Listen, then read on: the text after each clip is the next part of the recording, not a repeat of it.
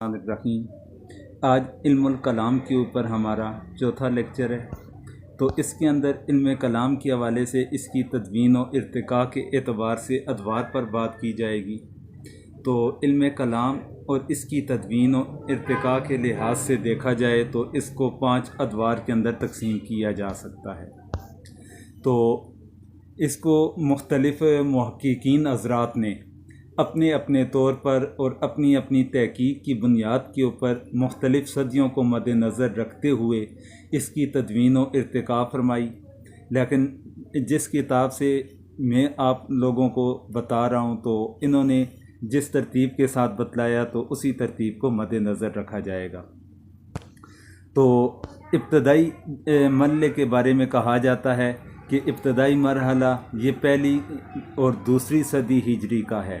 पहला दौर ये तसव्वुर किया जाएगा पहली 2 सन हिजरियों का। फिर दूसरे दौर के बारे में कहते हैं कि इसका दूसरा जो मरहला है तो वो तीसरी सदी हिजरी से इसका आगाज़ होता है, जबकि ये 5वीं सदी हिजरी तक इसका सिलसिला चलता है। पहला दौर ये 2 सदियों पर मुश्तमिल बनता है, जबकि जो दूसरा दौर है तो दूसरा दौर ये तकरीबन 4 सदियों के ऊपर मुश्तमिल बनता है। तो पहले दौर के अंदर तो इसका आगाज़ था, इब्तदाई तौर पर इसके मराहिल थे, लेकिन दूसरे दौर के अंदर जिस वक्त इसका दूसरा दौर चला तो इसके अंदर इस इल्म की तदवीन और इस पर मुख्तलिफ़ एतकादी फ़िरक़ों का ज़हूर का ज़माना बन गया था कि इस इल्म की तदवीन वाला सिलसिला इन्होंने शुरू कर लिया था। फिर इसी तरह मुख्तलिफ़ किस्म के एतकादी फ़िरक़े वो सामने आना शुरू हो गए थे। फिर तीसरा मरहला या तीसरा दौर ये 6ठी सदी हिजरी से इसका आगाज़ होता है, जबकि 9वीं सदी हिजरी तक इसका इख्तिताम हो जाता है। और इस दौरानिए के अंदर इसमें इस फ़न को यानी इल्म कलाम को तरक्की हासिल हुई और इसके अंदर यूनानी फ़लसफ़ा के बहुत से मसाइल भी इसके अंदर दाखिल हो गए, क्योंकि मुहक्किकीन हज़रात ने या फिर यूनानी फ़लसफ़ा था उसने अपने आसार लोगों के ऊपर असरात अपने ज़ाहिर करना शुरू कर लिए थे।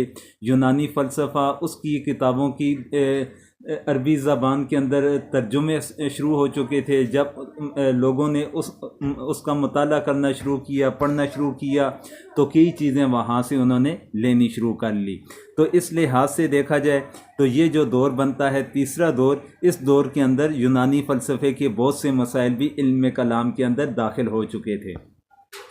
फिर चौथा मरहला है ये 10वीं सदी हिजरी से लेकर 12वीं सदी हिजरी के ख़त्म होने तक बनता है। तो इस दौर के अंदर मुहक्किकीन हज़रात फरमाते हैं कि कोई ख़ास इजाफ़ा नहीं हुआ। तो जबकि 5वां जो दौर है ये 13वीं सदी हिजरी के आगाज़ से अब तक है, जिसके अंदर आलम इस्लाम पर मग़रबी इस्तेमार के ग़लबा की वजह से बाज़ नए कलामी मसाइल पैदा हुए। उन मसाइल के ऊपर बास व मुबासा हुआ, उसके ऊपर तहक़ीक़ की गई। तो इस लिहाज से देखा जाए तो ये 5 मराइल बनते हैं। एक दफ़ा मुख्तसर अंदाज के अंदर कि पहला जो मरहला है या पहला दौर है वो पहली 2 सदी हिजरियों पर मुश्तमिल है। दूसरा जो दौर है ये तीसरी सदी हिजरी से 5वीं सदी हिजरी के इख्तिताम तक है। तीसरा जो दौर है ये 6ठी सदी हिजरी से लेकर 9वीं सदी हिजरी तक इसका बनता है, जबकि चौथा दौर 10वीं सदी हिजरी से लेकर 12वीं सदी हिजरी तक इसका चौथा दौर चलता है। और 5वां दौर 13वीं सदी हिजरी के आगाज़ से लेकर अब तक उसका ये 5वां सिलसिला चल रहा है।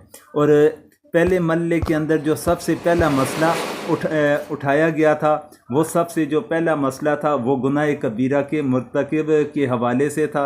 उसके ऊपर इख्तिलाफ था, उसके ऊपर इख्तिलाफ पैदा हुआ कि गुनाह कबीरा के मुर्तकिब के हवाले से उसका इंजाम क्या होगा। तो ये इंशाअल्लाह इसका सिलसिला आगे पहले मरहले के बारे में इंशाअल्लाह कल हम बात करेंगे। तो आज हमारा इतना ही था, तो इसी के साथ इजाज़त चाहूँ।